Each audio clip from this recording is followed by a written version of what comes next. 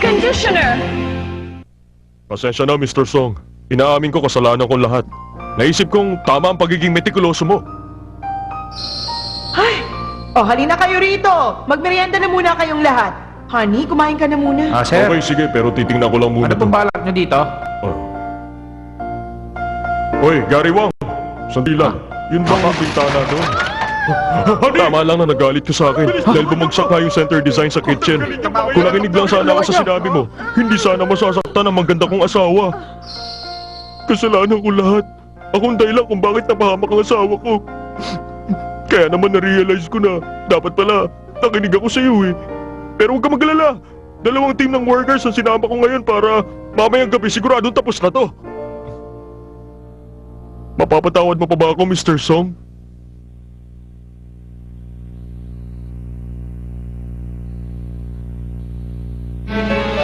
Salamat.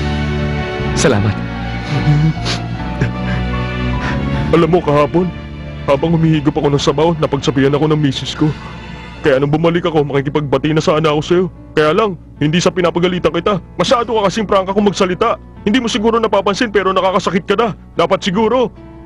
Mas nakikinig ka dyan sa maganda mong asawa. Sabi nga nila, maswerte yung mga nakikinig sa misis nila. Ang totoo, maswerte ka na nga dahil maganda yan na pangasawa mo eh. Kaya kung ako sa'yo, mas mamahalin ko pa siya. Oo, sige, magtatrabaho na ako. Maiwan ko na kayo dyan. Karen. Kuya, tutulungan na kita.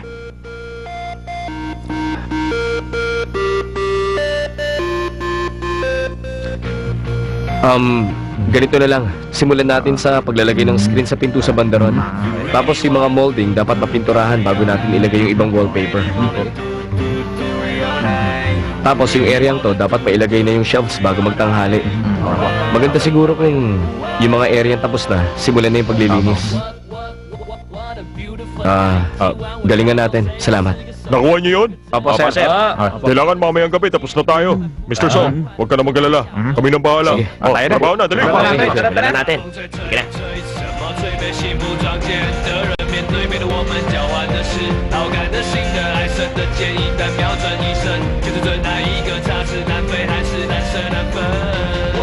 Okay na po, Mr. Song. Kahit busisiin pa yan ni Director Lu, matutuwa siya.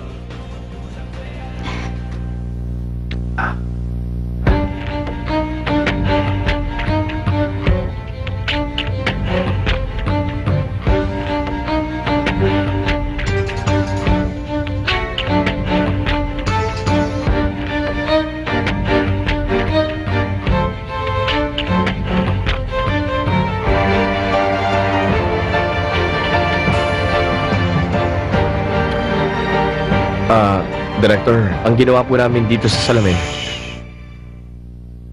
Ini-enjoy ko pa yung feeling ng total relaxation dito sa bahay. Ramdam mo rin ba? Parang gumaang kagad ang pakiramdam ko. Ganito yung feeling na tinatangay ka ng maliit na alon sa dagat. Bravo! Magaling, JV Song. Hindi mo ko binigo. Congratulations! At matutuloy din bukas ang party gaya ng inaasahan mo. Napakasaya ko talaga. Alam mo ba, pinagsabihan lang kita ng masakit para matakot ka. Kung minsan, kailangan muna ng ibang tao ng matinding pressure para maabot nila ang tunay nilang potensyal. Kita mo naman, effective naman yun sa pagpapalabas ng talent mo, hindi ba, ha? Siya ba yung Mrs. mo, JV? Hello po. Balita ko, tumulong ka rin daw sa pag-ayos dito sa bahay. Hindi naman po, hanggang moral support lang. Gusto ko yan sa babae, mapagkumbaba.